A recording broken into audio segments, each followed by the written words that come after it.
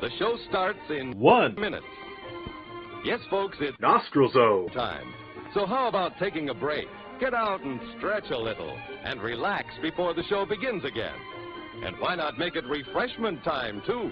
We have lots of tasty, delicious Nostrils. waiting for you at the refreshment center. There's hot Nostrils. so golden good and fresh out of the popper. And all kinds of refreshing ice-cold, Nostrils. sizzling hot, Nostrils. just bursting with juicy goodness. Nostrils. So smooth and delicious, you'll hanker for more. Plus, all the most popular Nostrils. and many other favorite treats. So why not visit the Nostril zone. now? Our courteous attendants are ready and waiting to serve you with a wide and wonderful variety of Nostrils. to eat and drink. So step right up and make yourself at home.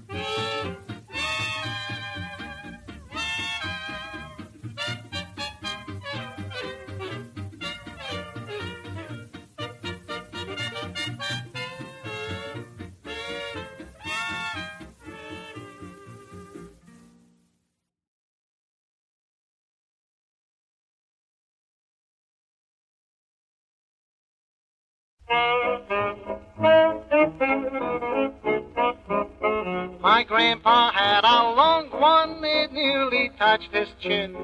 My uncle has a small one with hardly any skin.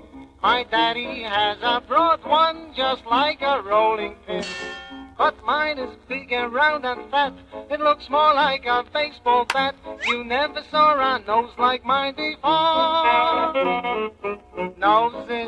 Noses, they run in my family. Some are big, some are small, some you cannot see at all. Noses for over a century.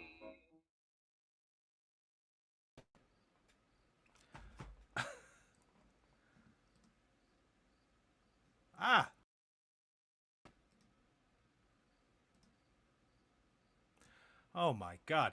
It's the Nostril Zone, where we listen to tunes and draw cartoons. I'm your host, Kyle Bridget, and here we are. It's a 20,000 subscriber Nostril Zone special. Believe me, this has been a disaster to set up, and I've been on help with StreamYard here, and yeah, I'm not going to be using them again. But in the meantime, I think we better thank our sponsor, which is Top Quality Hamburgers, the most popular snack in the country. Top quality hamburgers, the most popular snack in the country. How's it going, folks? If I look a little flustered, I've been having some troubles, and now my audio's coming out of this thing, even though it's muted. Am I echoing? Let me know if there's any sound issues here. This should be muted, so it's not coming from there. All right.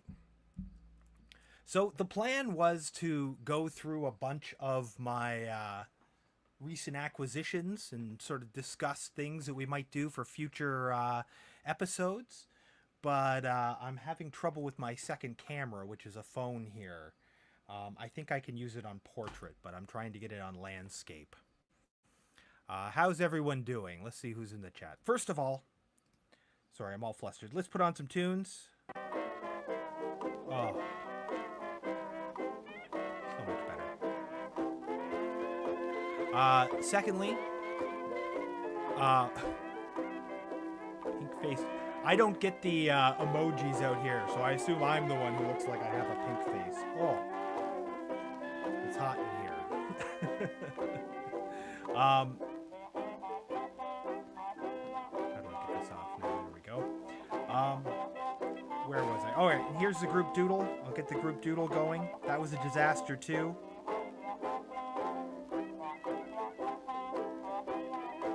How long have we not been in the zone? Apparently forever. As this is not working very well. I'm going to share the group doodle. Right now, the link is in the show description, so feel free to join in. It's also in the comments. There we go. Who do we got in the chat? We've got Galabro. Hi. No. Oh, I like that. I'm going to use that one. All right, lots of noses. All right. Hi. Nostradamus. Face pink drinking tea. Praise the schnoz. I'm liking these comments. Sound fine. Let me know if the sound balance goes out of whack. Already saw that one. And Tom O'Druffle. Greetings. I think I know that guy. All right, so here we are. 20,000 subscribers. Can't believe it. In a few minutes, I'm going to try to set up my camera over here. I've been trying for the last hour, but it's not quite worked. Maybe I'll put it on portrait for now. And another problem is I'm getting sound through this thing, which I don't want. I'm going to see if I can fix that really quick. How's everyone doing? This is really awkward for me.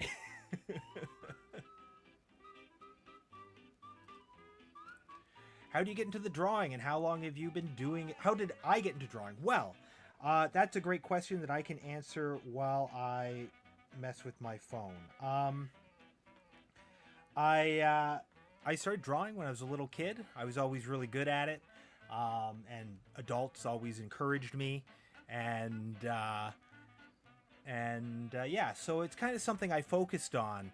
And really after my parents got divorced when I was like 7 and I was moving around to a bunch of different schools, it kind of became my thing for the first time. Shocked to see you too, Harvey Esquire.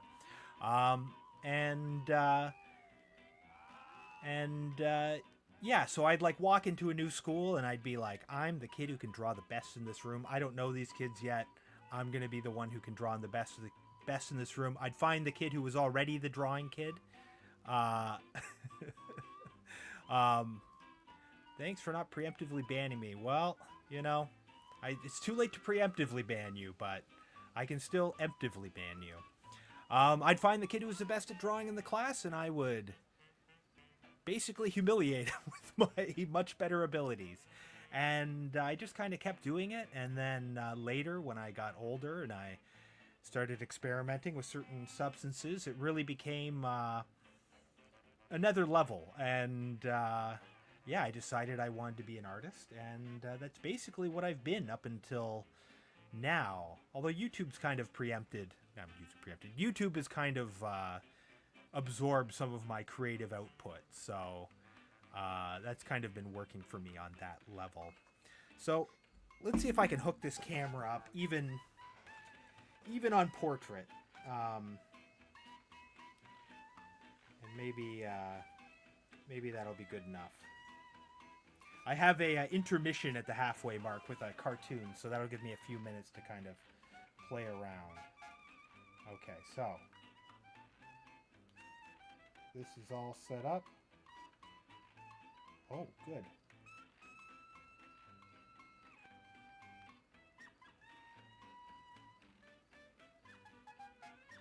Okay, enter studio. So now they say there is a general settings where I can go landscape. But I don't see it here. I'm sorry for this, folks. I really tried to set this all up beforehand, but it does not seem to be an option. Hold on, I'm going to mute this. Add to stage. Yeah, see, I've got this wimpy... Is this going to be upside down? Let's see. I need it this way.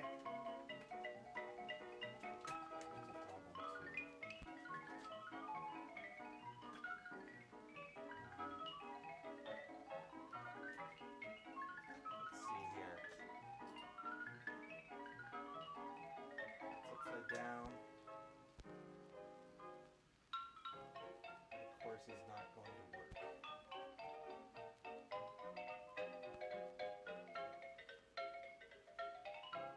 This is a real problem. Maybe I can turn this around.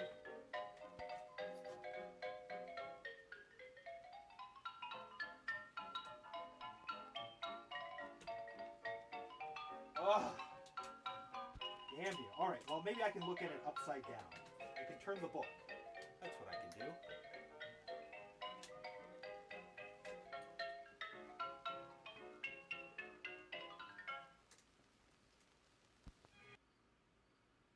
I'm sorry for all this. Normally, this would be much smoother.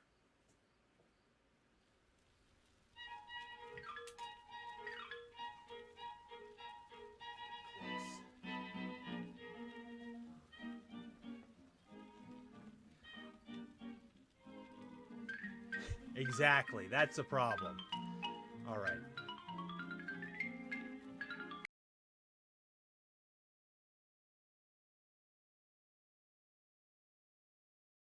I want this on here. I want this to be...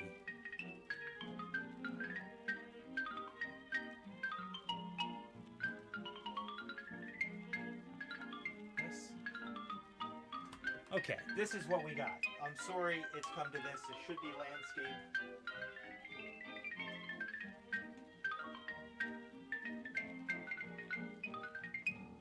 And just so you know, I'm turning this book upside down from my view.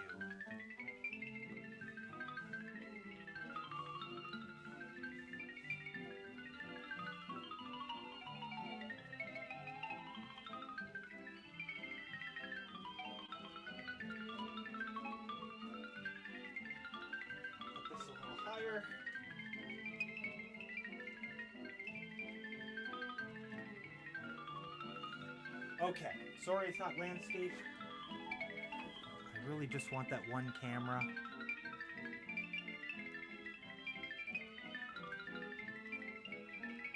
Aha! And can you still hear me?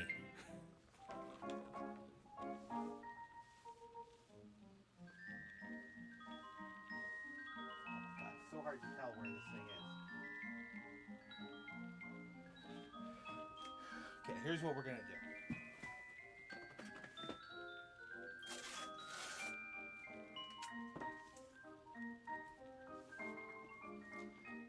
I'm just setting up tape where the camera is.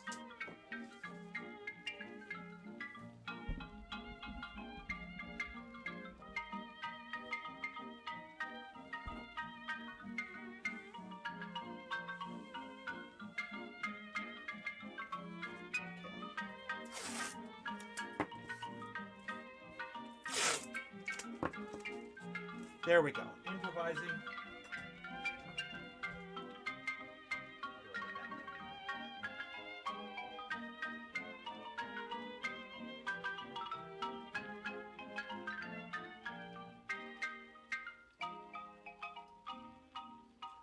Whew. Okay.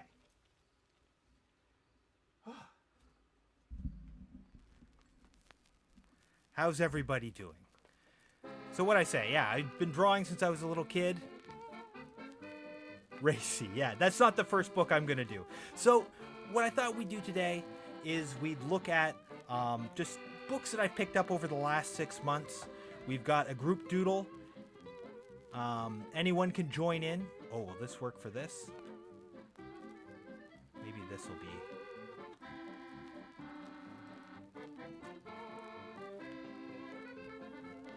switch these. Move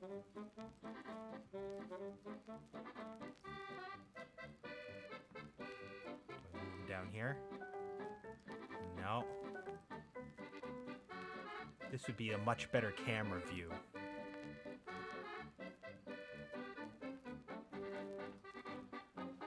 Good evening. Welcome to the show where I'm having a lot of problems getting set up here.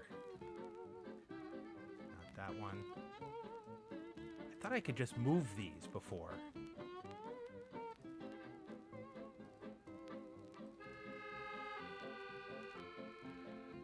I do this? No, not quite.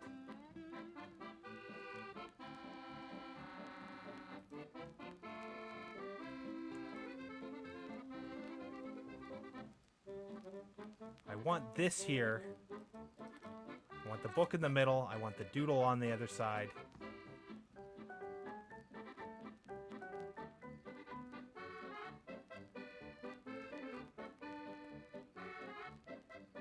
Oh, so difficult.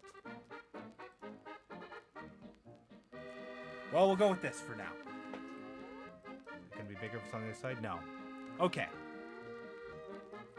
That's probably better the other way around. Okay. I tell you, my day was going great before about 10 minutes before I had to get into this. Are you in OBS? I'm in StreamYard. So what I do need to do is I need to set up an OBS so that I don't have to deal with any of this regular BS. But I thought everything was set up. Let's see, can I just have a camera where it's just on this? Okay. All right. So this is what. Just because it was about the right size, I can't flip through this. I'll get kicked off of YouTube for sure.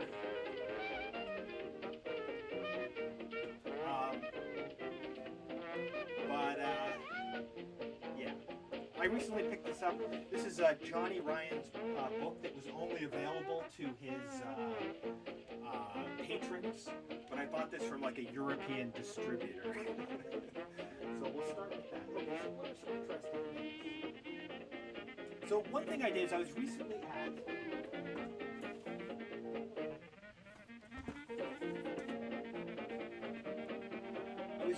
at the Decaf, which is it's called the Dartmouth Comics Arts Festival. It's like a mini convention. Maybe I can zoom in here. That's not too hard to do.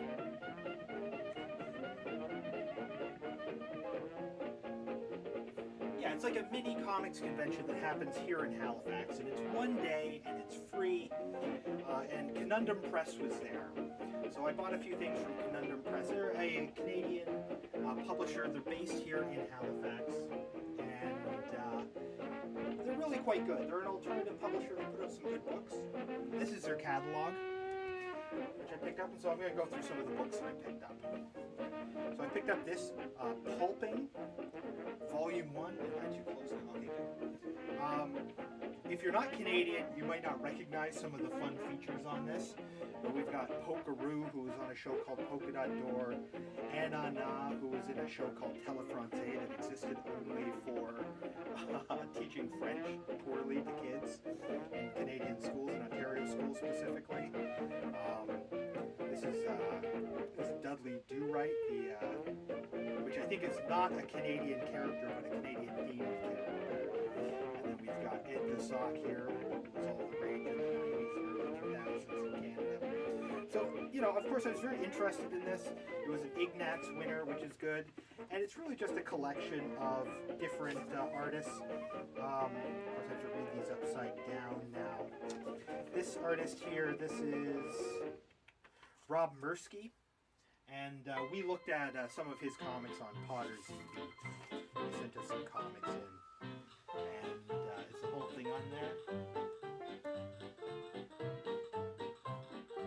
Your volume is down. Okay, well, I can raise this up a bit here. Is that better? Can you hear me now?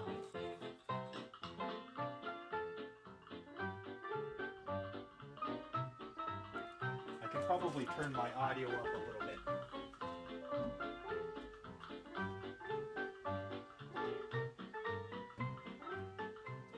Turn the music down a little bit.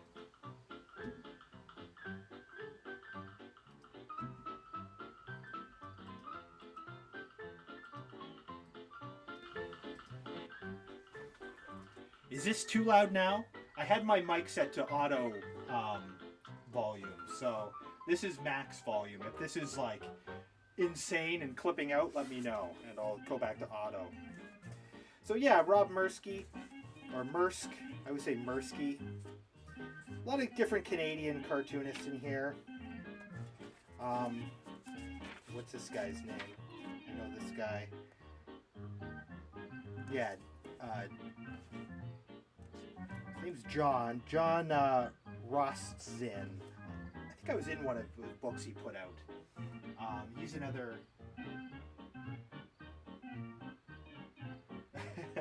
Sorry, I'm just checking out the chat. It's on a different screen than my setup here. So, yeah, so he's pretty cool. This is a fun Kathy spoof.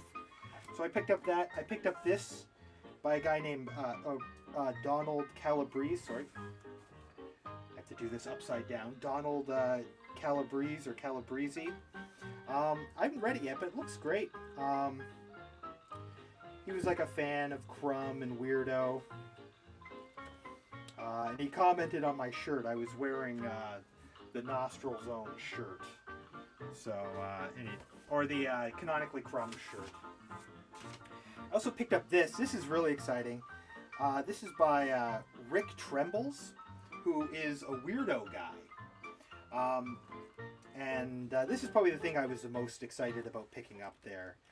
I haven't really dug into it yet. But yeah, he was in Weirdo. He's a Montreal-based cartoonist. So, of course, the first thing I did... I love these cutaways and stuff. So much text.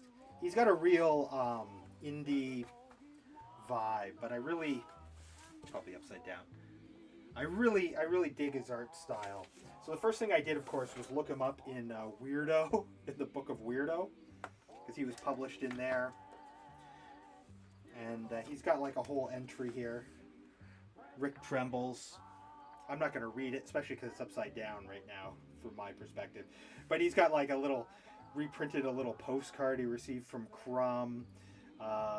And Crumb actually, I think, does the blurb on the back of the book. Entertaining and compelling, a great story, totally brilliant, a great book, genius really, high praise. And of course, because he was from Montreal, I had to check out if I had any Montreal comics jams that he was in. And of course, when I opened it up, the first page, there we go, Tremble, right there. So I assume that's him, unless there's two Trembles. Yeah. Oh, unfortunately, there's a Sal Good Sam. He's kind of or they're kind of a prick face Nepo baby. But Tremble's pretty cool.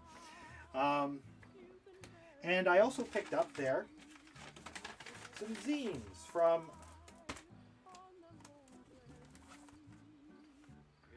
my friend Chris Lockerbie. So I picked up a couple Culprit zines. I like this one because it was dedicated to Ed Piskor. And I really want to make some video content with Chris sometime. He's like a really interesting guy. I kind of feel like he's very low tech, so I kind of wonder if it'll show up. Did you ever read Milk and Cheese by Evan Dorkin? I'm familiar with Milk and Cheese. I haven't really read much of it. Yeah, I think when Milk and Cheese was big, I was mostly just reading like Mad and Cracked magazine and like newspaper strips. And like I'm really familiar with the look of Milk and Cheese, but not so much with the actual reading of the comics. I should read some Milk and Cheese. You know, it's certainly alternative enough. Rest in peace, Ed. Yes, definitely. We just pour some water out onto this comic for my fallen comrade. So yeah, there we go. So this is really cool. And Chris Lockerbie is pretty amazing.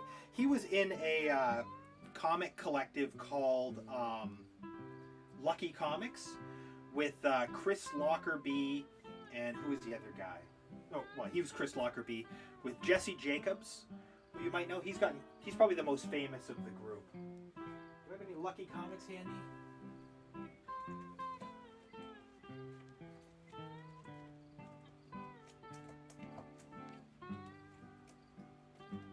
I'm looking for Lucky Comics. I think I might have some relatively close, but apparently not. Apparently my Lucky Comics are packed away.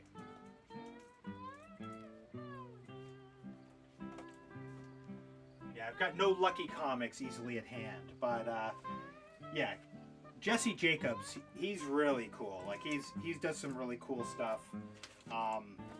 Very like detailed, weird 3D stuff. Really interesting guy, likes to fight, which was really surprising for a cartoonist. I remember hanging out with him. He's like, "Oh man, I just really want to get into a fight."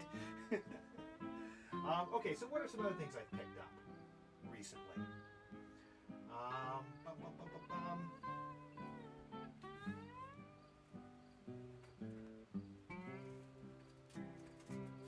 Okay, here we go. So you've all heard of Mad Magazine. Of course, I was in Mad Magazine. I do a podcast ostensibly about Mad Magazine. We all love Mad Magazine. I also happen to be a sicko that loves Cracked. Maybe you love Cracked Magazine. I didn't pick up these Mad and Cracks recently, but I'm just making a point. And of course, if you're a real head, you've probably also heard of Crazy. And I have a video here. Complete collections of Mad, Cracked, and the occasional issue of Crazy. And this fake plastic derriere.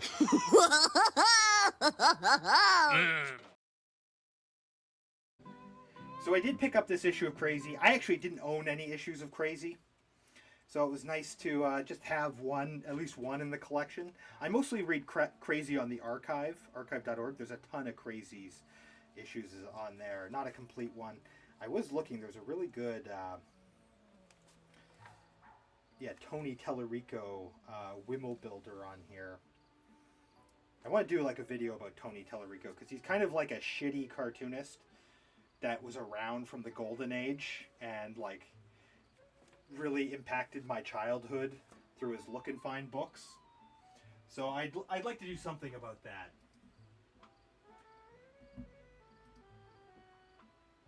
Alfred Newman. Oh. Favorite vintage horror series? I mean, I don't really see a big difference between the Crypt, the Vault, and what's the other one? The Haunt of Fear. All those, they're pretty much the same. They all like have the same horror hosts in them. We actually did an episode recently, like the last episode of PODRZEBIE we did. We looked at Tales from the Crypt. I do have that. Let's see if I can find it here.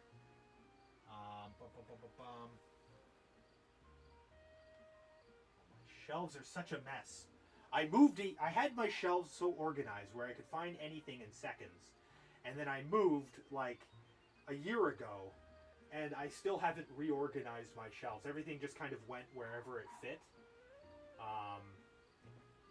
But there is a specific book I'm looking for. Ugh. It's that 4-color Fear book. I have that 4-color Fear book, which is like phenomenal, but for some reason I don't see it on my shelf right now.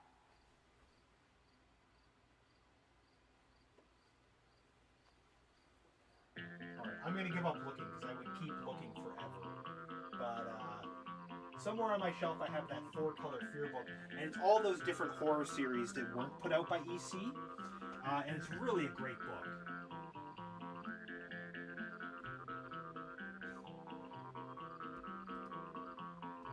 I feel that series had, which are noticeable when they were used for the Crypt scripts, but very similar. I think the Vault was probably the most different, because the Vault was like written, and all the art was by the same guy. What's his name? It's escaping me now.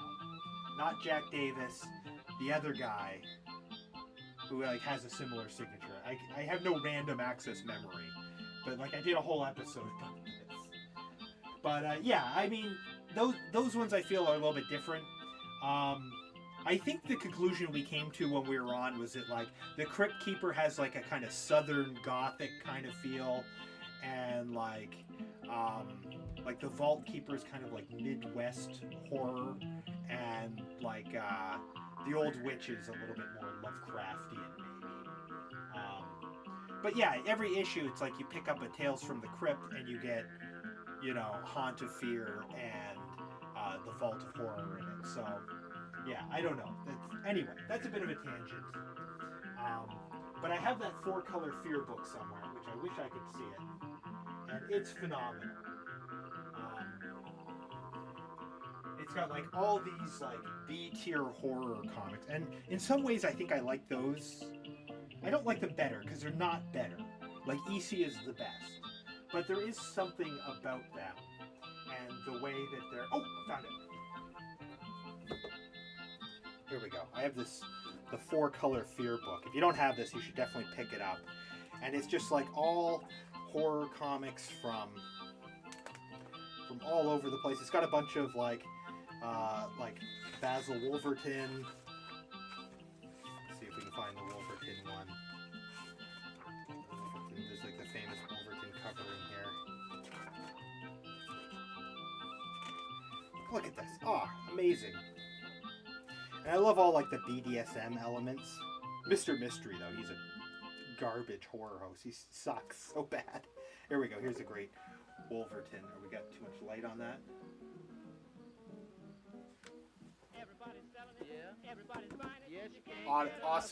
Awesome book to pick up. Okay, so anyway, crazy. We were talking mad. I also did pick up, this is a recent pickup too.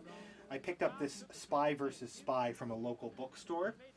And of course my kid has all my Spy versus Spy books now. He steals them off my shelf, and he loves Spy versus Spy.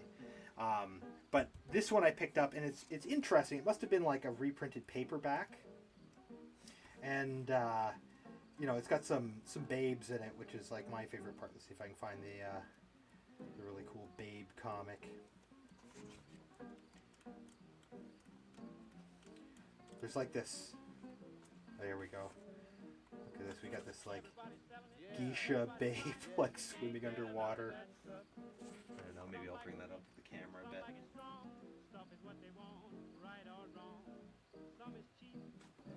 there we go. I have all the Spy vs. Spy books too.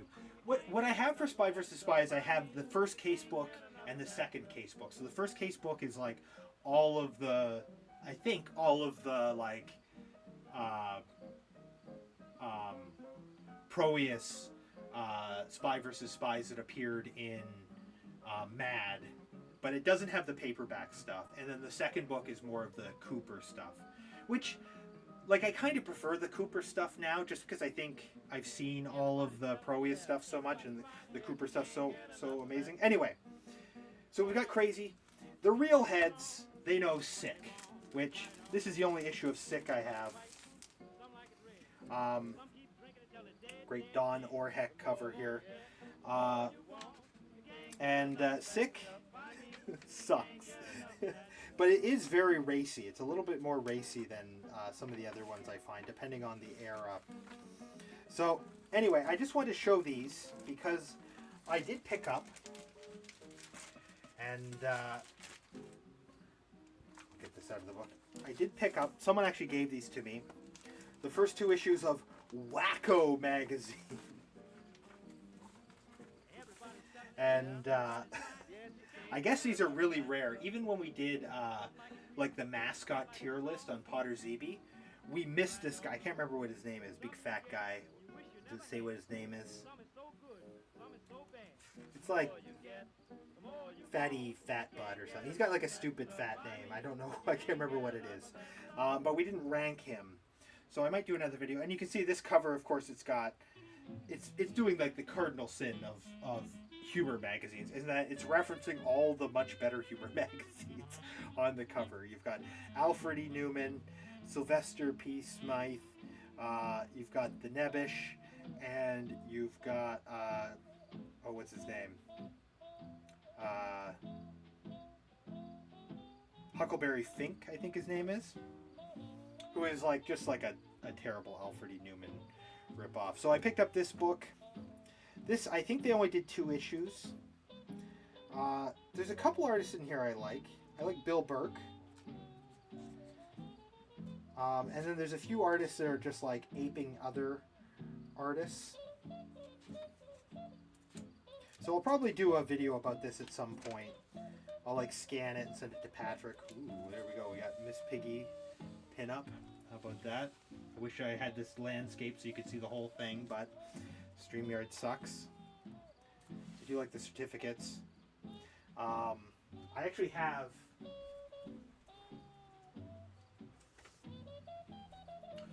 this issue of Mad, which has all these certificates in it. I've been meaning to like frame some of these. I'm especially partial to the where is it? There's like a Makeout award. I think Babe might be one of the last ones. Yeah, I want to frame my Makeout award. I like all the signatures. So like this is like a crappier version of that. But you know, do I have it up? I love humor mags, and I'm especially fascinated by the knockoff humor mags. So, and then we've got another one here. And again, like, what are they thinking? They've got this guy here. Do they say his name on the cover? I had figured out what his name was, but they don't make it easy, and it's hard to tell when it's upside down. But it's like here we got the Blues Brothers, we've got like Woody Allen, and we've got Robin Williams as Mork, we've got Cheech and Chong, you know, we've got all these like much better, much funnier people, and they're like laughing at this guy, the stupid host of Wacko. What were they thinking? And if that's not obscure enough, I also picked up one of the issues. I think this is the first issue. I think they did 3 of Trash magazine, and like this is even worse than Wacko. I want to make sure I don't get any tape on any of these. I hate bags, but I feel like this one should probably be in it. And they've got this, even this worst mascot. Someone stamped their name on here. But what they do in this magazine that I think is probably worth examining is they actually have a parody of Mad Magazine. Here's mud in your eyes, and it's like knockoff Mad Magazine, and they're gonna make fun of Mad Magazine. So they start with Patrick would like this. They start with why not kill yourself? Mad always had the don't kill yourself ads, and you know, they've got the table of contents. They do some lighter side of, although this is Tony Tallarico. He didn't really do anything to like imitate the style of that. So like, really, this is totally inferior to the National Lampoon version of it, which we looked at. Do I have that handy?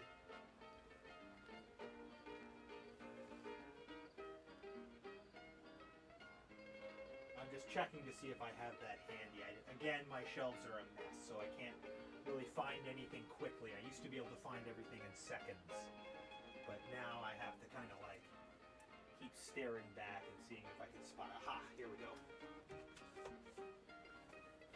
So when we did a video about this, I mean, it was more like, it was an episode that I turned into a video, but National Lampoon, this is from the comics issue, but they have like an actual issue. This is like a compilation issue, but they parody Mad in here, and they do such a better job. Here we go. So yeah, they parody Mad, and they get John Romita to do the painting of him, and like this is like done so well. This Mort Drucker parody. Spy vs. Spy is a little weak, but it is funny. Like, look at this. Here's their lighter side. It looks like the lighter side. And it's hilarious. And then Trash, their lighter side, like, they couldn't even be bothered. So anyway, I find that very fascinating. And again, this is Tony Tallarico's in here. He's like, he was not good enough for Mad or Cracked, but he's in all the other magazines. And like I said, he's a huge part of my childhood because of those Look and Find books that he's got. This is actually the one thing he does on here that I think it looks really cool. These little tiny superhero strips along here. These actually look really quite good. And because they're so small, right? If you're not very good at drawing, it pays to print your work small. So, well, you know what? Maybe we should stick on the National Lampoon train.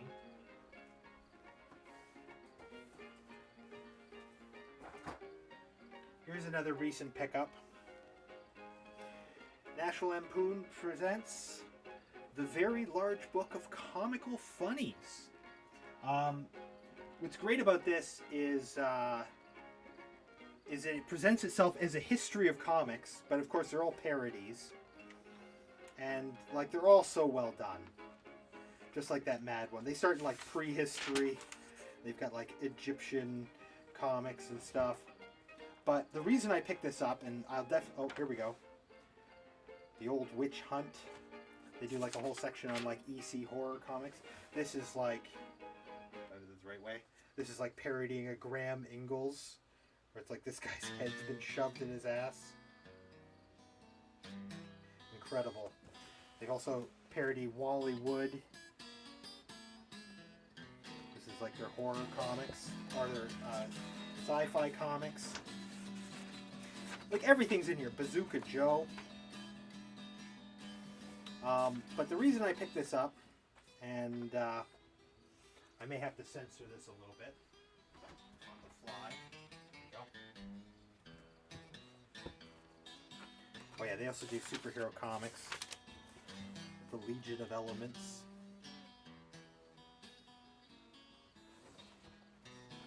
You can actually read this on archive.org. Here we go. I think we're coming up to it now. Aha! The reason I picked this up, they have a parody of Zap Comics. Zap Cosmics. So there's a giant dick right on the cover. I don't want this stream taken down. And they do like the feminine furry-legged freak sisters. Basically like a gender inversion. Instead of Fat Freddy's cat, they have Fat Frida's ass. They've got like the Robert Williams parody. This looks like this must have been so hard to parody. It looks fantastic. And then they do like a combination Spain and S. Clay Wilson comic. So it, you know, I'm kind of a bit of a S. Clay Wilson detractor, I guess. I'm not a huge fan, but the parody of his work I actually like a little bit better than his art. And of course we've got Mr. Normal, a parody of Mr. Natural, and kind of criticizes Crumb a bit.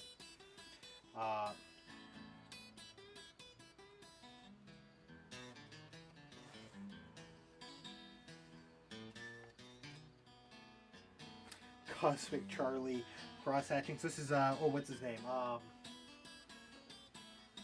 on, escaping me. No random access memory. I'll grab one of his comics here. There we go. Rick Griffin.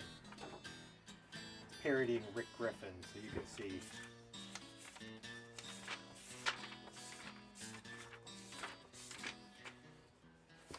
Good old Rick Griffin. I was hoping there'd just be a comic in here that looked just like the one they're parodying, but maybe not.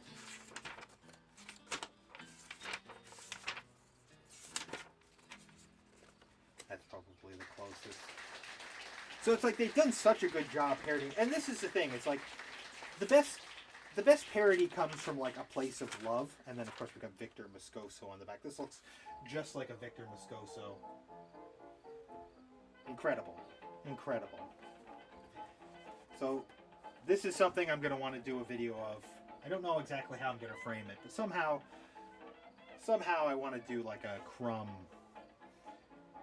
parodies, Crumb in culture kind of video. What else? Maybe I'll do one more thing. Here's a recent one.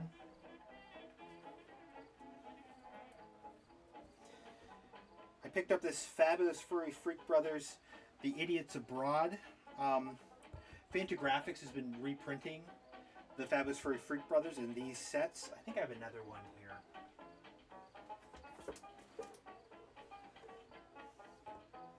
I have another one. So, these look great.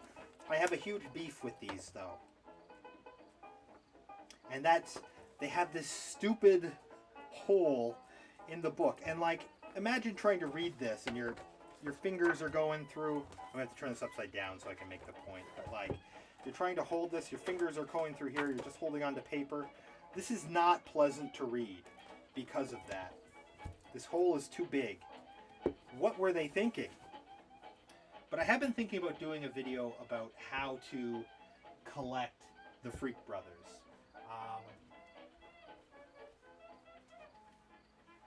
So like, I've got lots of, I should turn them this way. I've got lots of Freak Brothers comics, just like loose. And I just picked these up for years. I was picking these up. There's Idiots Abroad. So I've got all these loosies, Freak Brothers, that I've just had for years. But you know me, I like books. I don't like floppies. So about 10 years ago, I came across these Knockabout reprints. And I managed to pick up the first, I don't know how many they did. I've got 4 of them. They're definitely not in color. They also don't include Fat Freddy's cat, so they also released all of these in an omnibus, but then they released Fat Freddy's cat omnibus. So I have all these different ways of reading the Freak Brothers, and so I thought maybe that might be, hold on, I gotta make some room on this table here. I thought maybe that might be a good topic for a video, the Freak Brothers. I really do love the Freak Brothers, and I think Gilbert Shelton, you know, he's often mistaken for Crumb. A lot of people say, oh, I love Crumb, the Fabulous Furry Freak Brothers. And I do think Jim Davis ripped off Fat Freddy's cat for Garfield. So, you know, I think that might be an interesting video to talk about. I don't know how I would set it up, but it's definitely something I've been kind of milling around working on a script for. We got about 10 minutes before I go to intermission-ish. So I'm going to show you one more kind of weird thing before the break that I picked up. And it's this copy of Dealer McDope. The Dealer McDope dealing game. This is the official game. This is a terrible condition copy. But what I do like about this is obviously someone's much loved copy of Dealer McDope. So,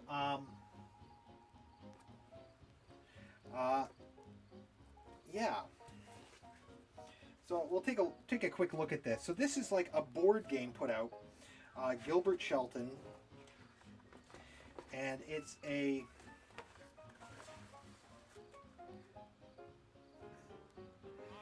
like kind of like Monopoly. It has some Monopoly vibes, but you're dealing drugs. I haven't played it. I'd really love to do a video of this, but I need to like have a friend who's willing to like host a game of it and smoke pot. I feel like we need to be smoking weed to play this game. And this is someone's much loved copy. The board's not too bad. You know, it's kind of like a thick poster kind of paper, almost vinyl.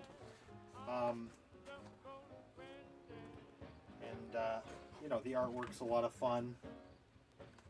It would be much easier to see on a landscape camera. It's got the original instructions, and which are like falling apart, and then whoever owned it bought like a new printing of the instructions. So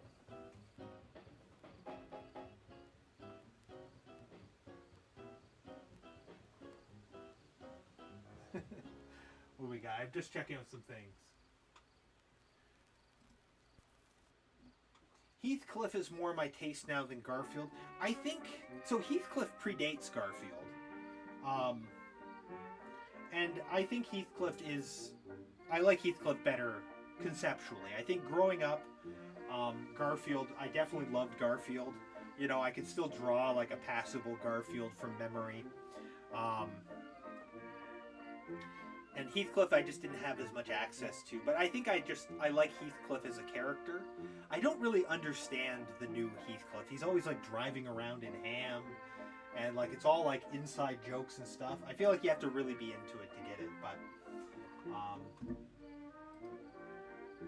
got Mimi's after live chat. Mimi's means bedtime in Spanish. You always hurt the books you love. Yeah, definitely. And I feel bad for not making the Mad magazines. Well, you know, you can still theoretically get in. They're still printing. You know, I'm very happy to have gotten into Mad magazine, and yeah, look at this, all this money. This money's great.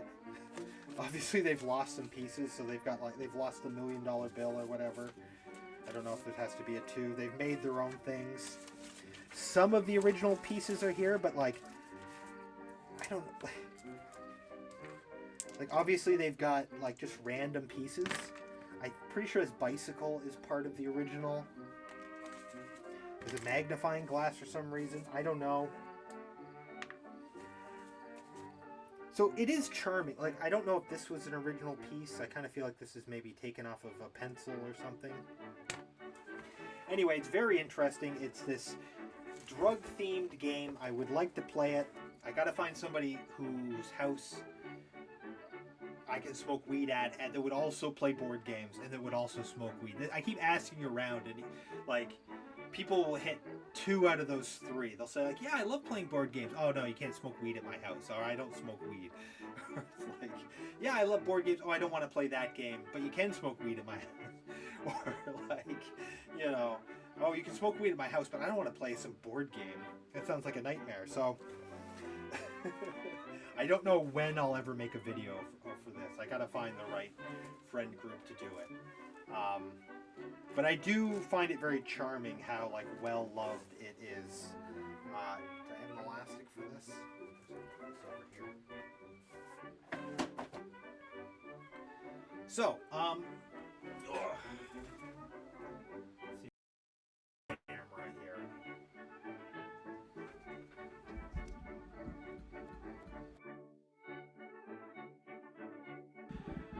Okay, so that's the first hour of this shit show. I've lost most of the viewers. I feel like it would be better if I had been able to do landscape for the camera, but what can you do? Don't smoke. It's not the same. It's not the same, you know? I feel like I need to make a video of it, and there needs to be footage of like people passing joints and laughing. So I feel like the way a video would work is for Dealer McDope is I'd go through the game, I'd look at the history of the game, and then I would cut it into like a montage of playing the game, you know? And I mean, I don't smoke a lot of dope myself these days. You know, I used to smoke dope all the time. Now, you know, I hardly ever smoke, and when I do, I smoke like a tiny little bit, and I'm like, oh, I'm so high. So it's like I don't feel like I could be passing like huge joints, but I feel like you'd have to for that video to work. So, are there any other questions I've missed here? All right, well, we're gonna take about a 6-minute break, and let's check in on the group doodle. Can I add this? Which one will give me the group doodle? Here we go. So we got the group doodle. I haven't been adding it. It's mostly Sketchy Works right now. I like this little devil here. But you can join in. The link is in the show description. Can I just paste it here? Here it is. Feel free to join in. It's a live doodle. And we are going to... Now, which one of these is going to take me back? Here we go. We're going to take it to an intermission. It's about 6 minutes. I got a cartoon for you. This one is from 1929, so it's public domain, baby. You're not taking me down, YouTube. I'll see you in about 6 minutes, folks.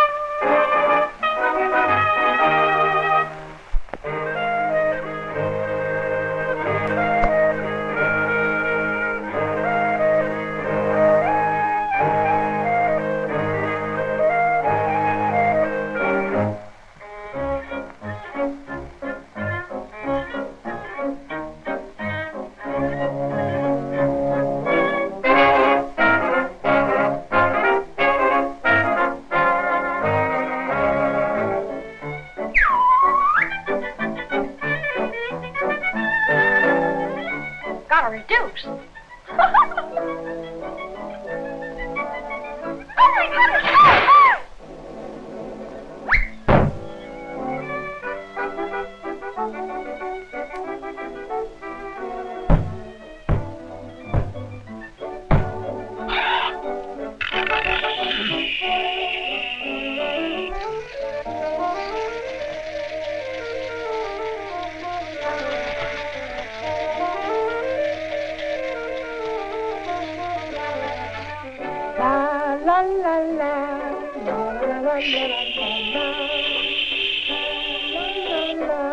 La la la la la la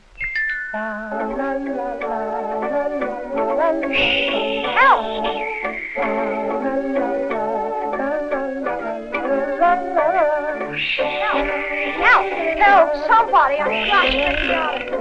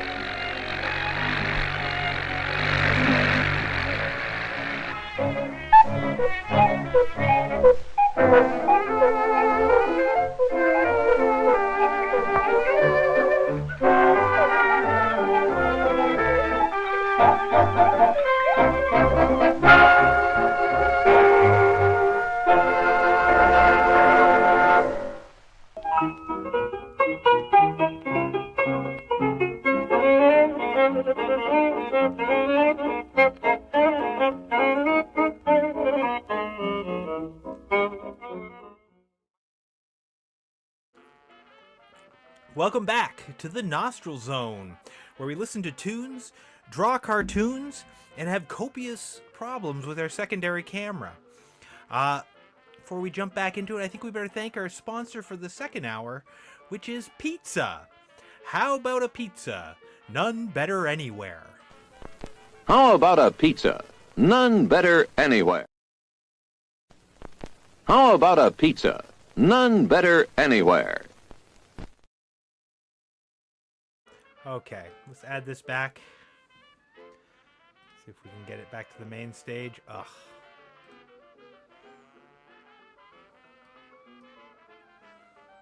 Now, there we go. Again, sorry for the landscape. So we're going through some recent acquisitions here. What else do we got?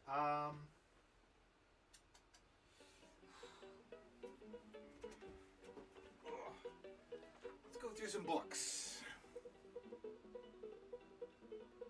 Is that camera working? There we go. Okay. Put these here. Okay, so I picked up another Richard Corbin book. I don't know how people feel about these series. Hopefully this is on the screen. I've been having a very big delay between, so reflective. So I've picked up quite a few of these.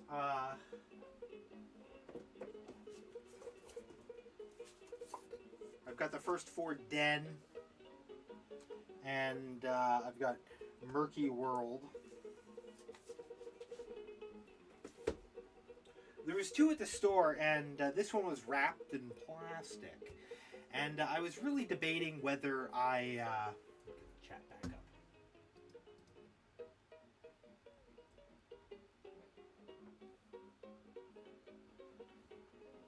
Hold on, we got some questions. What studio made this? You're talking about the cartoon? I believe it was a Van Buren. I believe it was like a Van Buren... Or no, it was a Terry... So... what's his name? Paul Terry was like the director of that cartoon, and he later did Terry Toons. I think Van Buren was the studio that put it out. So anyway, I've been picking up a bunch of these. There was 2. There was one that was like a collection of shorts from like heavy metal and other books. I should have got that one actually, but this one was wrapped in plastic, so I rolled the dice. You know, I'm really a sucker for like a classic. This is The Voyage of Sinbad, and The Last Voyage of Sinbad. And I'm such a sucker for, you know, like sort of literary and almost like biblical adaptations. This wouldn't be biblical, but, you know, it has that sort of gravitas to it. It's okay. Obviously, it's Richard Corbin, so like the artwork is just... It's hard to get out of the way here. It's just phenomenal, and the color work, and they're reproduced well. I do wish it was a little less glossy, but maybe that's unavoidable. But I do kind of feel like they're putting out too much of this stuff. I feel like Corbin was a guy who was like underprinted for a long time. You know, who I used to love reading. It was like when he would be in heavy metal, it was like an event, you know? Yeah, I don't know. So he was a great guy, but a great artist, but I feel like he was kind of just disappeared for so long, and then he died, and now they've been putting out his work. But I feel like they're almost putting out too much, and they're not... Like, you kind of want, like, some variety. You don't want, like, a ton of, like, one books. And, I mean, there are books that I'd want. Like, I'd really like the Bodyssey, and, like, some other stuff that he did, but... I don't know. I just feel like I already have too much of it on my shelves. Like, this is my 6th Richard Corbin book in like 2 or 3 years, and I don't know. I keep buying them, but I'm less satisfied with each one. Okay, what else we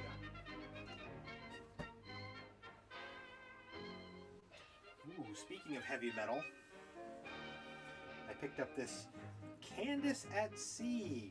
I think this is Loeb, and is it Loeb and Pritchard? Yeah, it's Loeb and Pritchard. Wonderful team. I guess I probably shouldn't leave this up for too long. A wonderful team of artists. Did a lot of great erotic work. One of my first videos was about their version of the Odyssey, which I should, if you can see that on my shelf, I'll throw it out. Screen here.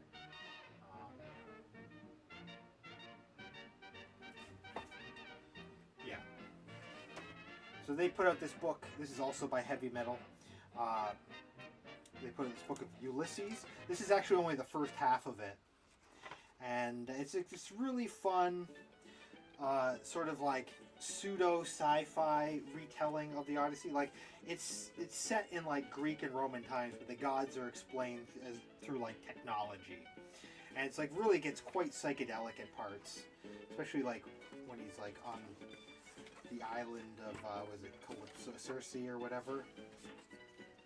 Gets like really psychedelic at a certain point. Let's see if I can find the page to make my point. Oh yeah, it becomes like almost like psychedelic posters of the 60s. Anyway, it's quite remarkable. I have a second book, which, check out this cover. It would have had a wraparound cover. I don't have it, but it's in French and not in color. So,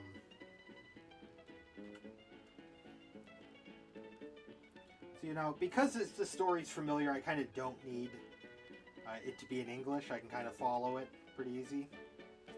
Gorgeous, gorgeous artist.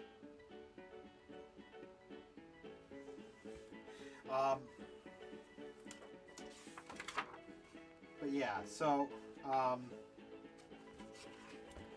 they did all these like Story of O, you know, Marquis de Sade type debauched comics, which of course obviously appeals to me.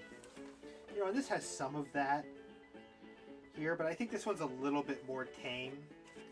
You know, I feel like his stuff is almost like a little too risque sometimes for like the American market, and so much of it hasn't been printed or isn't widely available. It's like only on like very obscure let's cover up those nipples, very obscure like porno comic titles from like the 60s and 70s, I guess more 70s.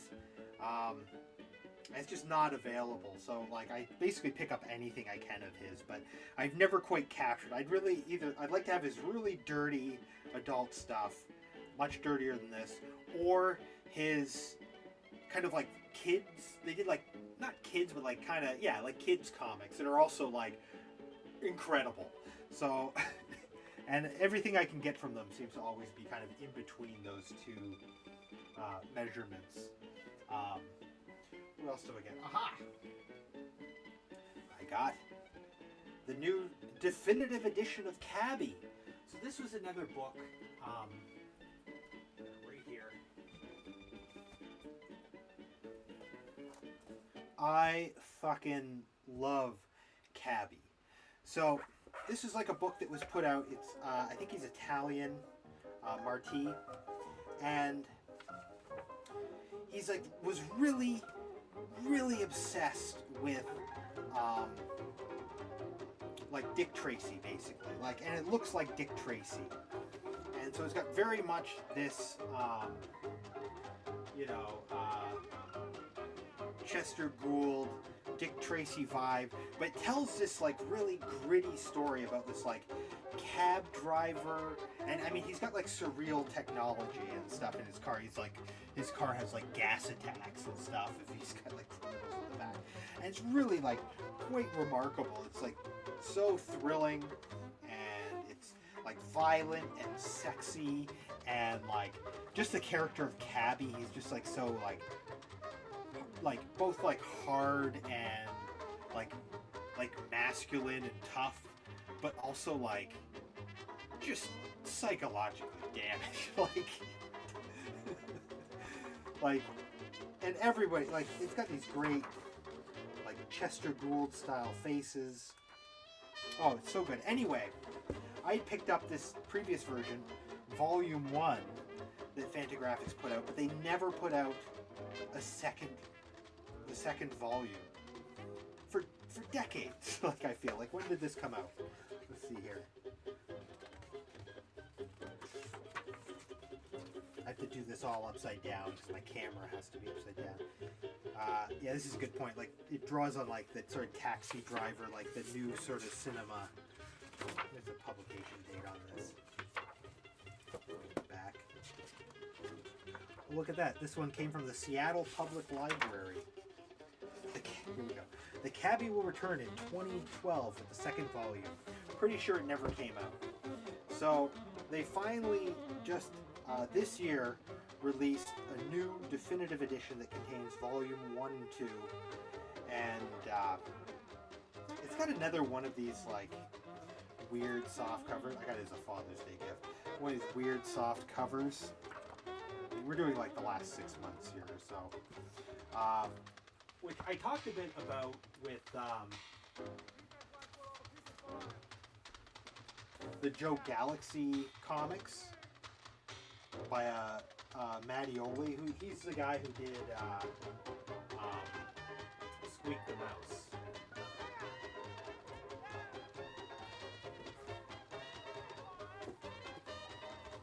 Here we go. Here's Squeak the Mouse. It's like the greatest, one of the greatest books of all time. Everyone loves Squeak the Mouse. It's like this ultra violent, ultra like sexual and rude take on like Tom and Jerry. It was like basically the inspiration for Itchy and Scratchy. This is like another book he put out, Joe Galaxy, which is like a parody of like kind of like space comics. I did enjoy this quite a bit. Not as good as Squeak the Mouse. Obviously Marty, he's a different artist, but he's sort of in that vein. And they've printed it the same way with this sort of half, like it's like a wrapped cardstock cover. And it's like, it would be better if it was one or the other. Like, it feels nice, but it inherently always ends up with like a big bend in the cover. I think this one probably didn't, because I was able to read the first half in my original copy. But yeah, this I totally recommend picking up. This is incredible. I gotta do a pickin' and flickin' about this book. Look at this face. Like, look at this. Oh, love it. Great book. This is probably the best book, like total like graphic novel that I picked up this year. And I already had the first half, but re-released. Look at this. I picked up, they recently reprinted the Lexicon of Comicana. New York Review of Books put it out. This has been long out of print. This is the joke book, sort of half joke, I guess, half instructional cartooning book put out by Mort Walker. He's like the Beetle Bailey guy.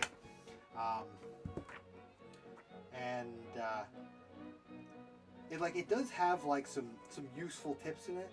It also has just a bunch of nonsense. It's like nobody ever asked for, but is also like has become like canonical. So like here, maledicta. These are like all the different symbols that appear in cartoon swears. He names them. He names like all these like symbolia. These are like the different symbols, and they've got like names for what they mean. Onomatopoeia. I mean, he didn't coin that term, but like he's got a section on emanata, which are like all the different things that come out of like characters' heads to show emotions.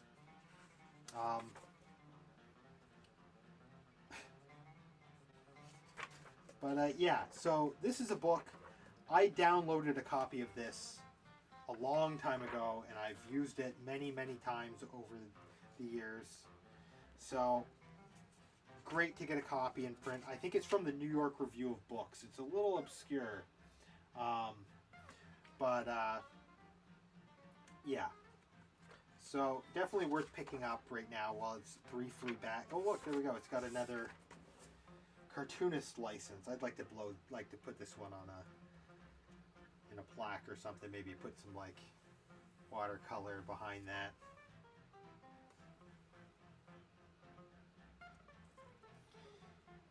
So yeah, this is a pretty useful. Here we go. Here's the emanata, and so you've got like endotherm. That's what it's called when there's like a little heat off of a coffee, and then you've got soul rads that come up there, or a wafteron.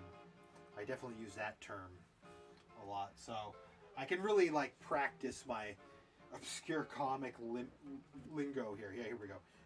Ploods. I used to say pewds, so I always got that one wrong. Luciflect. I like that one. That's where you've got a reflection that looks like an old-fashioned window.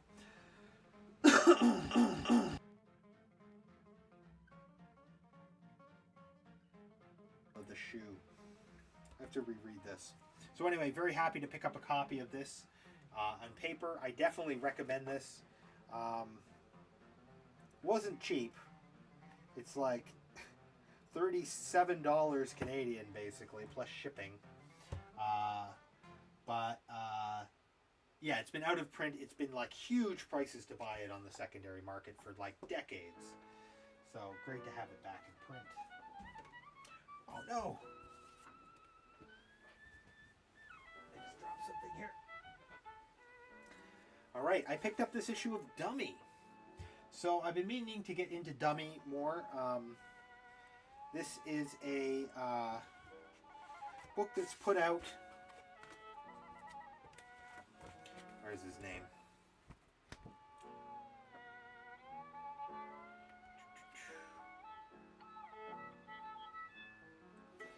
looking for the name. John Kelly. He's the one, right? Yeah, John Kelly. So he's like a comics scholar. Did that cough just echoed? I think I'm getting sound coming out of my phone, even though it's supposed to be muted. And people said the volume was a little bit off. Maybe I'll turn down the gain. Let me know if the volume gets a little too quiet. Also, this is a smaller room, so it might just echo. Yeah, so Dummy Magazine, it's a zine, but like a very high production zine. And they tend to explore one topic. So I think the first issue was like the art of Pee Wee Herman, of like Pee Wee's Playhouse. And so they looked at like a lot of that stuff, and there'd be like interviews and stuff. This one it's about the Air Pirates controversy, which was these underground cartoonists in the 60s. Might have been, yeah, I think it was still the 60s when they did late 60s. Hold on. R. Crumb is my favorite illustrator. Well, you've come to the right place, my friend. We're all about R. Crumb here, and the Nostril Zone, the home of Canonically Crumb, the only R. Crumb show on on YouTube. Although this isn't that right now, but you can find that on my channel. That's probably why you're here. Okay. So anyway, they did this Air Pirates comic. Can we just see the cover here? And this is like just like a mini book, basically, about Air Pirates. Hold on, I'm gonna see if I can find the initial cover. Just underline my point very well. Air Pirates. And this just collects like really like obscure images. There's a lot of like original like artwork. There's interviews with different people who were involved. They made these comics about Mickey Mouse. They got sued by Disney, and depending on who you ask, won or lost. And this sort of goes through like a little bit of I guess not the history of Mickey Mouse, but like the history of parodying Mickey Mouse. So it starts with like, well, first off, it starts with this this famous Wally Wood naughty Disney drawing that I think was for the Realist, and it basically got bootlegged. There we go. That's what I wanted to talk about this. It got bootlegged widely as a blacklight poster. This book, actually, when you buy it, it comes with a postcard version of it, like a really nice printed postcard version of it. Plus, there's that printing. There's a little bit of the story behind it. It also came with a Mouse Liberation Front. I believe this is a facsimile, but the Mouse Liberation Front was like the group that made this book that got sued. They put together like a whole movement to try to like basically say like it's fair use. So, and the same lawyer that like basically ruled against the Air Pirates originally also ruled that R. Crumb's Keep on Trucking artwork was actually in the public domain because like he had let his like publisher or something put it on a business card without a copyright symbol. And it basically like caused a lot of problems for Crumb. So anyway, this is Dummy. They talk about all that. Basically, at some point I'm going to do a video essay on Air Pirates, maybe for PODRZEBIE or something, and we'll basically just rip off this whole book. We'll put our own spin on it, but like basically this book lays out the whole thing very well, and it's basically like a giant video essay on Air Pirates, but it's a magazine. What else did I pick up? I picked up How I Make Comics.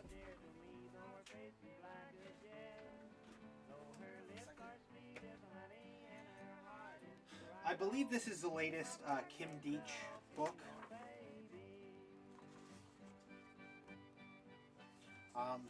Kim Deitch, definitely one of my favorite underground cartoonists.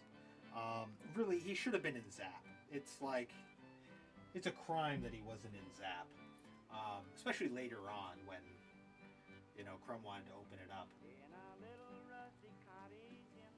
But he's a seminal underground cartoonist. But he has a very interesting style of drawing, and that it's very technical and refined, but it's also very, like, kind of amateurish at the same way, like kind of naive. You know, like it's especially the structure of his pages. Let's see if we can find a page. Like, look at this, is phenomenal in the structure, but just like the hands and the feet and everything have a kind of, like, I don't care about that aspect of drawing kind of quality to them. But I do really love his artwork, and I typically love his books. This one I haven't been loving as much. I've been reading this just lately. I've got a bunch of his, specifically.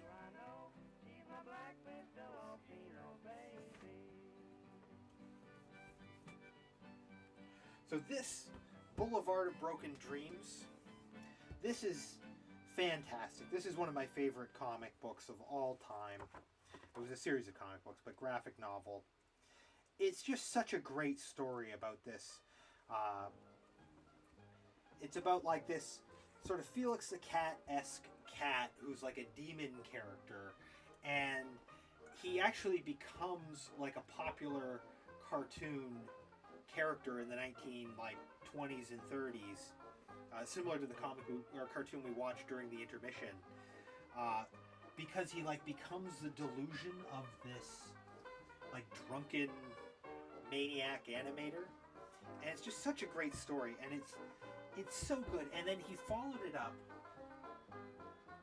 with, where did I put it?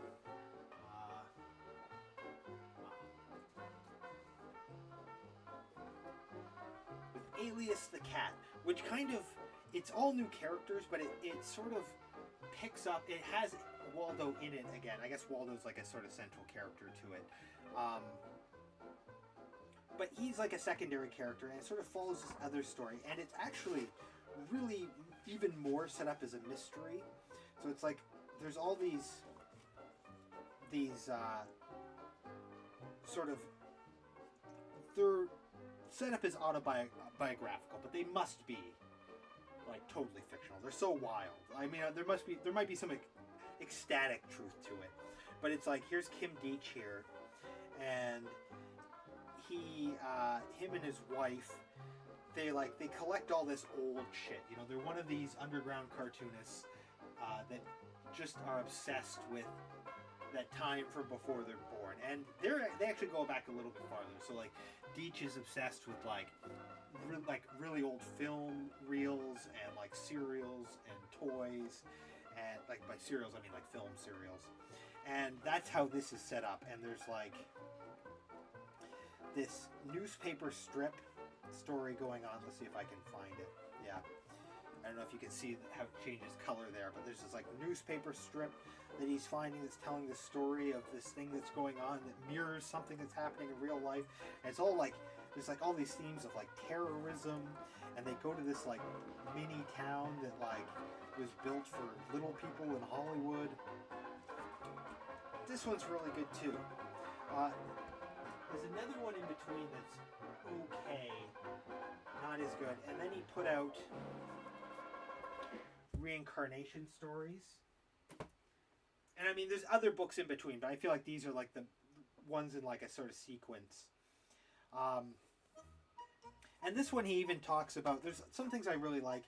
He talks about being, like living in an apartment with Spain Rodriguez, a Zap guy, during like the 60s. I don't know if I can find it here.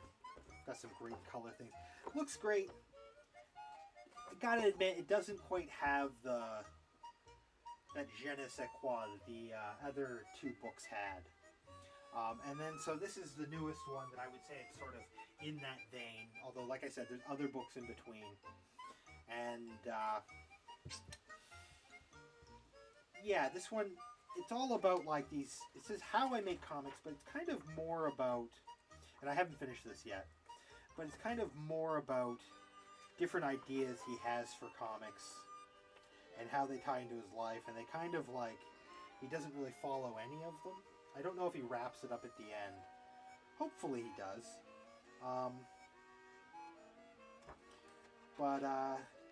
Yeah, not loving it so much, but still love Kim Deitch. Still worth picking up, especially if you're a big fan of that kind of underground stuff. Alright, what else do I have? I think we're getting... Oh, here we go. Ever see these? Have you seen these? Have you heard of this? Ugh.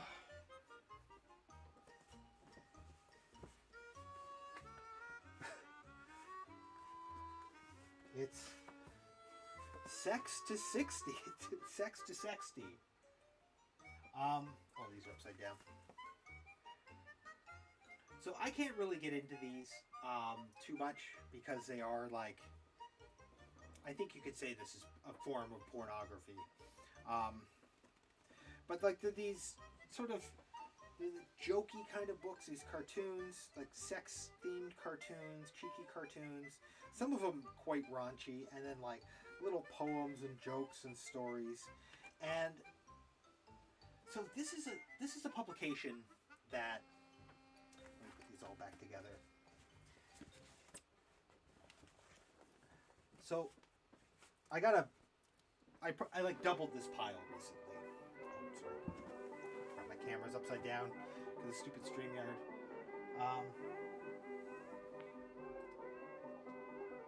Triple Crown Line. Hello! Hello there, Triple Crown Line. If you're just joining us, we're having a lot of camera difficulties. That's why I have this portrait camera. But I'm going through relatively recent pickups. So, Sex to Sexty. This was a magazine. There's so many of these, and I've never bought one in my life. I've seen them for sale, even for like a few bucks, and I've never picked them up. But this is a magazine that everybody's grandpa had under his bed, and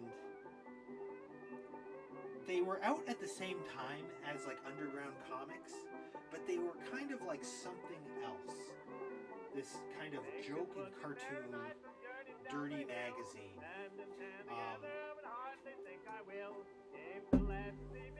But what happens is people die and they inherit all the stuff that's under their grandparents' bed, and they look at these and they say, oh, I bet Kyle would like these.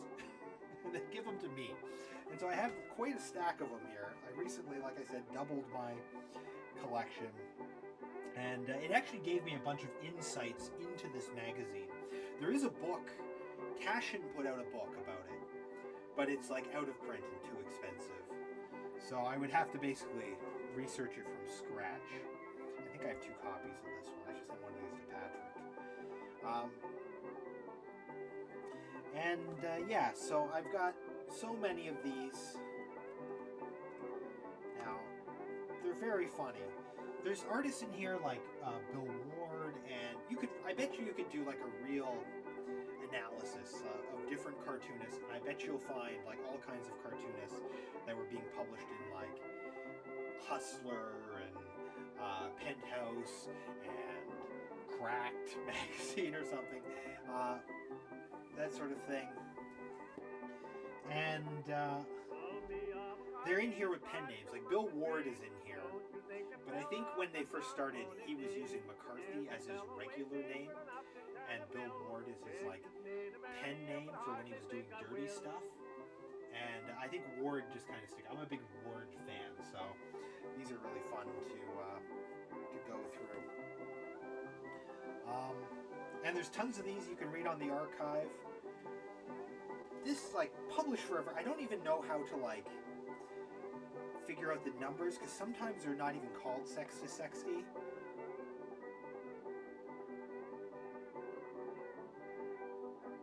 They've all got these cheeky covers by this Pierre Davis fella, whoever he was. And like I said, inside they're just dirty cartoons and poems and jokes. The whole thing. Like, there's usually no articles. Once in a while, there'll be like comics, and I'm going to show you one that has some comics that are very interesting in a minute. We're just kind of flipping through these, and like very different cartoonists. I can't leave these open for too long, but like, you know, you've got cartoonists that like are very refined, and then you've got cartoonists that are like kind of trashy, and you know, a real keen eye would be able to pick out more of the artists. I know when I flip through here, occasionally I'm like, could that be Don Orheck? Could that be Vic Martin? You know? But you can't be sure, because they're all using fake names.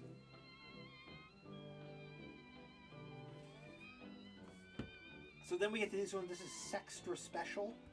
So they've got a bunch of these Sextra Special ones.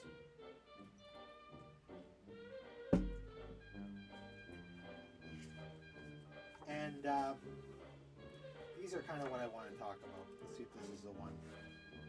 Oh, what's this? What's this in here? Depraved Definitions.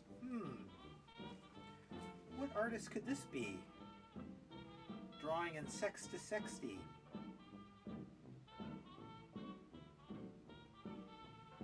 What's this? Pornographic cartoons by Sergio Aragonés, not using his real name. So that's pretty interesting to me. Congratulations on 20K subs. Thank you so much. Yeah, so we're just kind of in celebration of that. I'm attempting a live stream here. It's been somewhat of a disaster, but we're going through things that I picked up in the last little bit. So yeah, I think he might be in another one of these too. And so this is something I've never heard talked about. You know, like some of these like caricatures, I feel like someone could probably look at those and say, oh, I know exactly who that is. Like, I know exactly who the artist is. Here we go. Here's some more. Sergio Aragonés doing Depraved Definitions. So, Compounded, getting laid by a judo expert. And, yeah, I mean, I guess they're not much dirtier than sometimes a Mad Look At gets, but I feel like this is a very interesting discovery I'd never heard anyone talk about. And this one has too many boobs on the cover, I think. And are those the only two that those are in?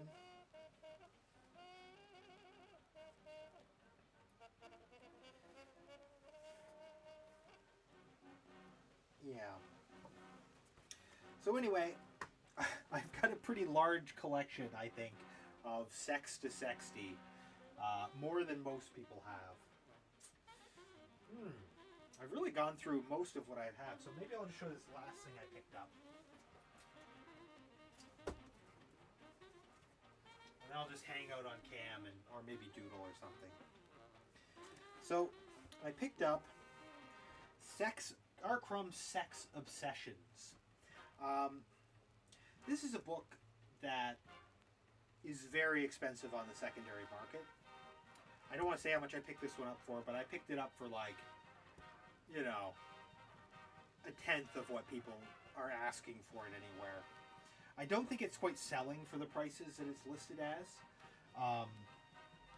And this one, you can see here that like, it came wrapped in plastic, unread, but it has this weird sun damage where like it must have been on a shelf with a book in front of this, and this part was sticking out, and like the spine, and it's dirty, like smoke stained dirty, but it doesn't smell dirty. It seems to be new, and like I said, it was wrapped in plastic with like the original stickers on it. So I think this is like some weird sun damage with maybe like, I don't know, like this doesn't look bleached at all. So, but I don't understand why it turned brown. It's like it burnt or something. But the inside is in good condition. And I don't know how much I can show of this book. But this is a book that they put out, and it's similar to the, what do you call it? The Bible of Filth. That was like a collection that was put out of Crumb's work of like all this sort of dirty work. And this is like a lot of sexual stuff. This was in the Crumb documentary. Coming out. It's got a new introduction by Crumb, but it's in color. That's why I picked it up. And normally I wouldn't care, and not all of it's in color, but apparently it's been recolored by him, I heard. I have to look into that. And I think that's probably true, because the colors are a little more muted than some other colorings of his work that I've seen. Like if you buy the R. Crumb coffee table art book, I use the colors from in there quite a bit. And those are a little bit more garish and like saturated and bright. And not everything is colorized, but there's a lot of like sketchbook stuff in between. But like I would have used this when I did Sketch the Bully's End. It doesn't really have much in here that I didn't have already.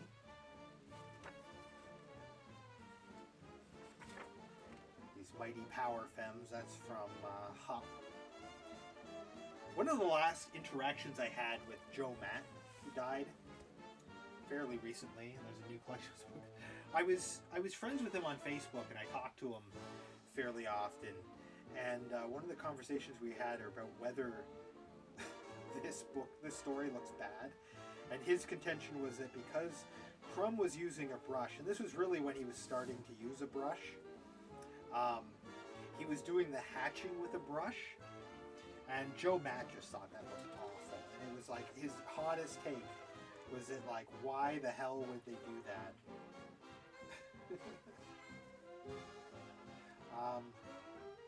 I think it looks pretty good here actually in color.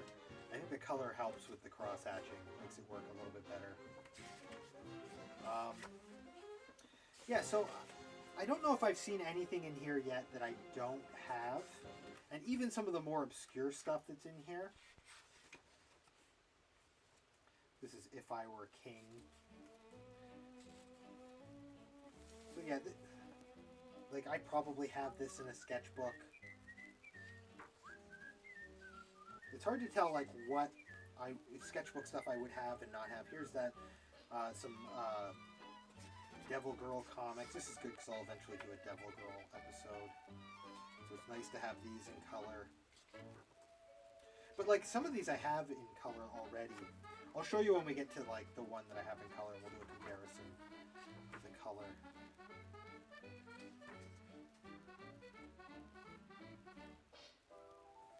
The story of my life.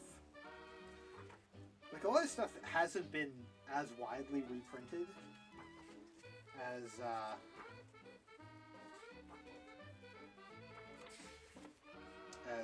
some other like goofier stuff that he's done. So yeah, here we go. Is this the one where he comes in riding? No, this is the one where the head's like mounted on the wall. So this I think was in color. Was this color originally? This might be one where it's like the back color is in color. Hold on a second. I just put a bookmark in there. Oh, wait, I got it. King, here, this one. Oh, here we go.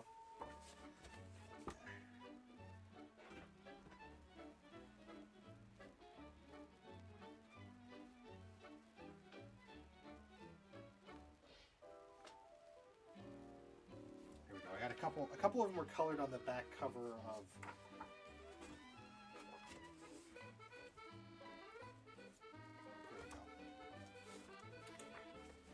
So we can see how, like, apparently Crumb colored both of these. I don't know for sure.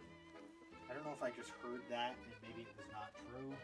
I don't think I ever officially verified it. These are printed a little smaller than the originals, too. So I guess that's kind of unfortunate, but. Yeah, so you can see, like, the color on this is much more garish. And like really on this one, like look at the color. I really like this red colored Devil Girl. I kind of like it better than this, or better than this sort of like muted one. But I like how the coloring doesn't, like it's really flat. Like the coloring is very much set up to flatter the original inks, like, and enhance them without adding anything that might kind of distract. Like even, let's compare that other page.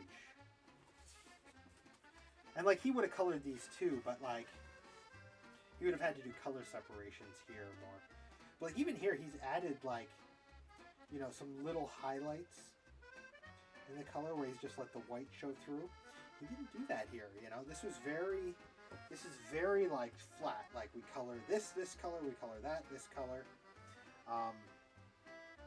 And sometimes you'll get digital coloring and you'll have a lot of like value added in the color. Like the color will have like highlights and go from high to low values.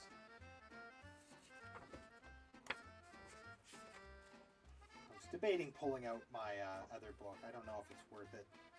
My coffee table art book. I don't think I have enough room for it on this table right now. There's too many books. So yeah, so we've got this panel here that, that's this one. I just want to compare it to the black and white.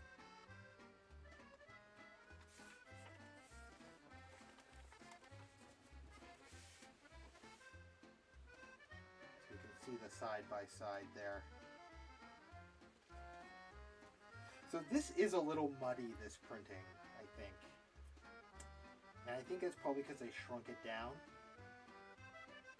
Whereas like this is very crisp. Of course, this is on like a weird newsprint.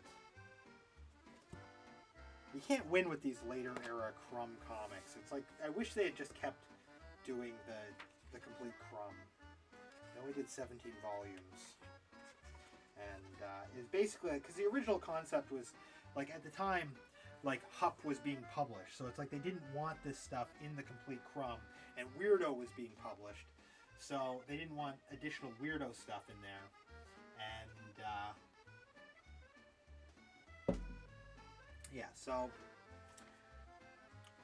what can you do? That stuff, they ended the complete Crumb, and then Crumb was too famous really to be printed by regular people. This is cool. Bad Karma in color.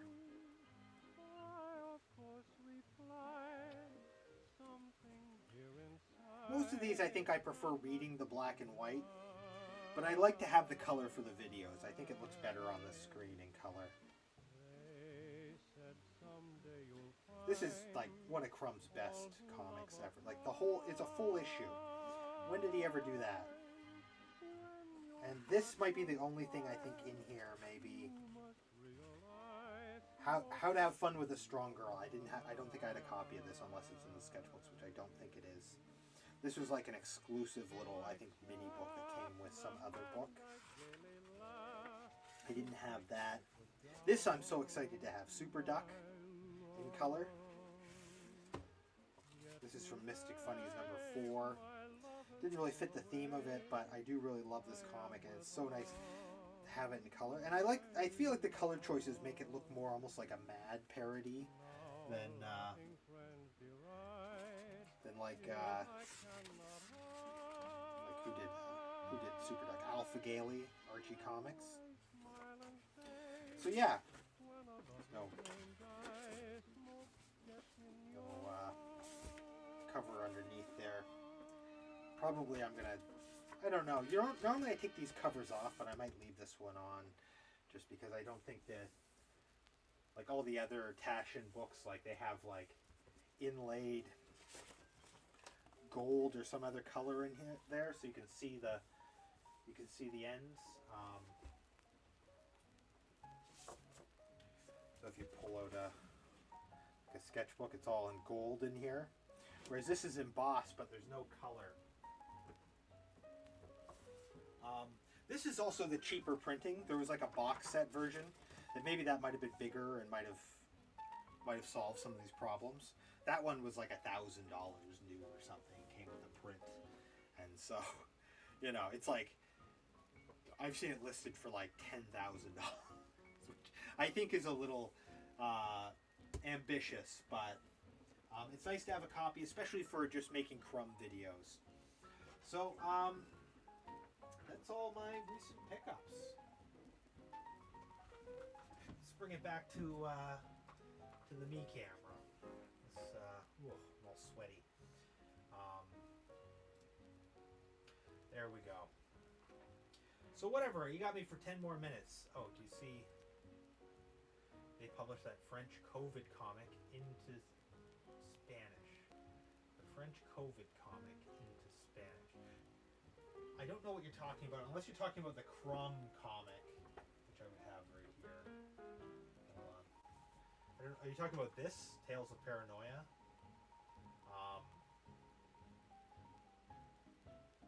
Or are you talking about the Sauve qui peut? Or Sauve qui peut. I worked so hard getting the qui peut, and people commented, it's Sauve, not Sauve. This was, I don't know. It was cool to see him do a new comic.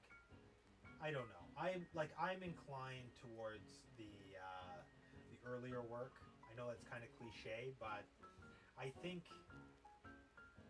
as his work became more refined and intentional. Oh no, the previous thing was Sophie and Aileen. I don't have a copy of that. That's like that's from Sauve qui peut. That was like, was it like Run for Your Life or whatever that is? I did like I covered some of that in my last not my last Canonically Crumb, but the one before that.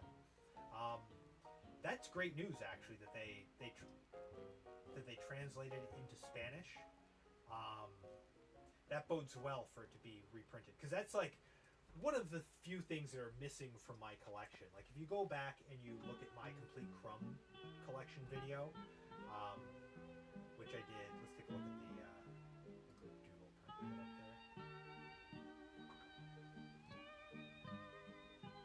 There we go.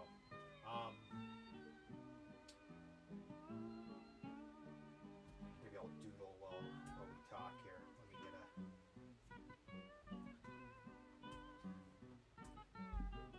Still time to join in, folks. Let's see if this crashes again. There we go. Yeah, if you go back and watch that video, which I think is probably like 3 or 4 years old now,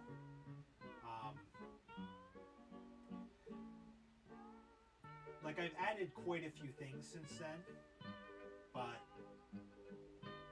that's definitely something that I don't have, and I don't see me getting until it's reprinted somewhere. But if it's being, like, it was originally printed in that zine, which was like only available through like a special order. It was like $50, which doesn't sound that much.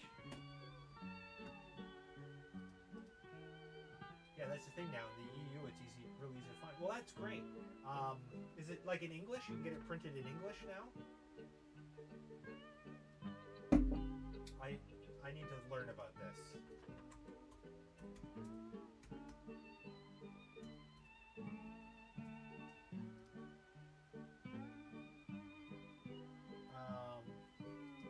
Crumb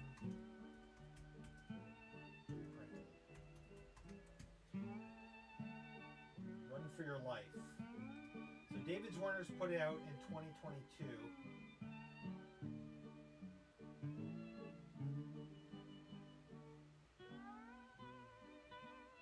I wonder how is it being released?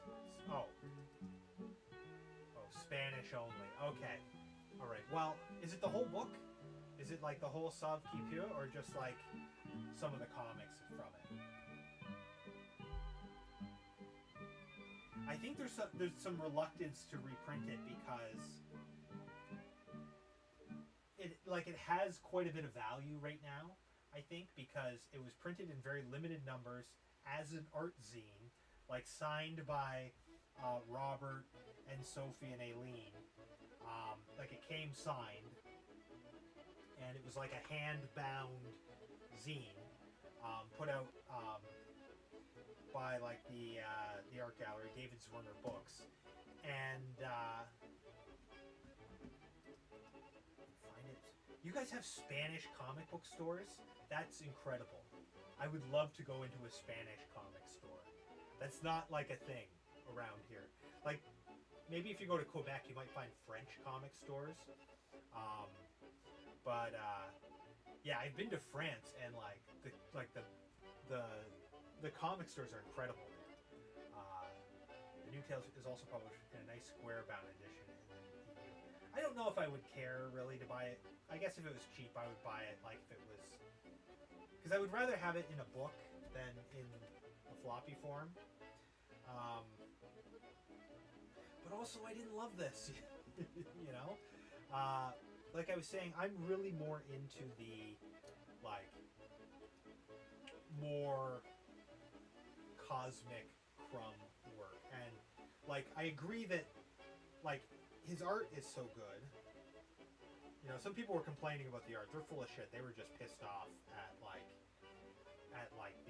the subject matter, which I don't really agree with either. But I don't care about that. I don't have to like or agree with someone to like their artwork.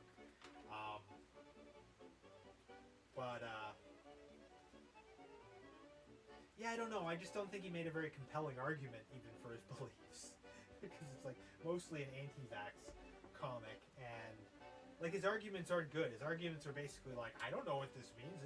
That's scary to me, which is unfortunate, because you want him to put forth even like if his like you don't, even if you don't agree with him, you want like to you want to hear the strongest argument for whatever it is that people are arguing. Because even if it's not enough to like convince you. Oh. You want to be not convinced, but you want to like understand it better, why people would believe it. And you want to think people have good reasons to believe what they believe, but really it just comes down to like Crumb doesn't trust the doesn't trust the government. You do the Lord's work, or Satan's work. Yeah. I guess I should be wrapping it up. So what should I say? Thanks for the 20,000 views. Maybe I'll just say what I've been working on, because I'm not in a huge rush to leave. So I'm working on Pete the Plumber. That's a Crumb comic from Your High Tone Comics. Probably not one of his more famous ones, but I kind of like those ones because it gives me a lot of room to kind of explore a lot of side things. And I do find it very interesting. So I've been working on that. That's kind of my next Crumb video, probably. I'm working on a video about alternative comics in YouTube. I really feel like I want to kind of somehow get people who are covering alt comics together with like a hashtag, like alt comics tube or something. And because it's a very small group, and like the biggest channel was probably Cartoonist Kayfabe, and they're done. So, I'm probably like the third biggest channel for it now. Not for comics in general, but for like alternative comics. Like people don't cover that shit. It's all Marvel and DC. So I'm doing a video with that. Oh, I didn't show this, but we are, Patrick and I have been kind of knocking around ideas for the next PODRZEBIE, because even though PODRZEBIE comes out like once every 14 months now, we're still doing it, and someday it'll be more regular. It won't be regular, it'll be fucked up and weird, but it'll be more often. So we were thinking about doing the Howdy Doody parody in that. So I picked up this book there's written this sort of like history book, non-fiction book about the How to TV show, which is very, very interesting stuff. It's like the first TV show, basically. It's the first kids show. And it's so interesting how they're making the considerations and how bizarre it is. And then like the cast of the show, they're all like fucking reprobates. You know, like, what's her name? Let's say her name, I can't remember. Princess Summer, Fall, Winter, Spring. Like, she was fucking everybody. You know, like, everything on the set that wasn't nailed down was being stolen. People were doing, like, favors by having kids on the show because they had, like, the peanut gallery. Very interesting stuff. So, we've been debating maybe doing an episode on that. I'm also working on a history of Alfred E. Newman video to do with PODRZEBIE. I've got some, like, real old, like, never before claimed to be Alfred E. Newman artwork going back to like the 16th century. That's something else we're working on here. I am in school right now. I'm kind of pivoting careers, so I'm going a little slower than I will be going in the future. Oh yeah, I'm also going to be doing a reading of Dagon, the third of the H.P. Lovecraft Dr. Seuss parody mashups. So I'm going to be doing a reading of that soon too. So lots of stuff coming at you in the Nostril Zone. Thank you everyone for helping us get to 20,000. I say us, but I mean the royal us. It's just me. Nobody's here helping me. Nobody's doing any editing. Obviously, no one's producing the show where the camera would have been in landscape. I think that's the ultimate goal, is to get this channel big enough that it makes some money and I can pay people to do some editing for me, to produce shows like this so that I'm not frantically jumping from camera to camera and setting it up, and so they're actually more fun for me, and I can just focus more on planning them out. Take the background music off. I won't, but I'll switch it to a different song. Oh! Jeez, that's why the sound is terrible. Sorry about that. This is the other problem. I would have two mics. That's something else I need, you know? The channel needs to make money because I need to buy a camera. And I'm using like my laptop camera and my phone. I need a second mic for doing stuff like that, or like a pin mic or something. Yeah. See, if I had a producer, they would have been in my ear saying like, move your mic. So that's the hope, you know. We're at 20,000 right now, you know. Probably, I don't know, 50, 60,000. Maybe that's where you can do that kind of thing. I don't know. But we're getting there. So I want to thank everybody for coming out. I want to thank you for subscribing. I want to encourage you to sign up on Patreon and support me on there, or to subscribe to the channel. If you subscribe to the channel, subscribe to the channel is free. If you join the channel, you get early access to my videos. If you join my Patreon, you get early access and uncensored videos. If you join the channel and you want the uncensored videos, send me an email and DM me. Sometimes the emails go to my spam folder, but contact me and I'll give you access to the uncensored videos as well if you join the channel. But you got to get in contact with me. That's the difference there. Yeah, and thanks so much, and keep on trucking. My brother has a big one that's always in his way. My junior has a hard one just like a hunk of clay. My uncle has a cold one that leaks all through the day. But mine's a peach, I tell you guys, it really ought to win a prize. You never saw a nose like mine before.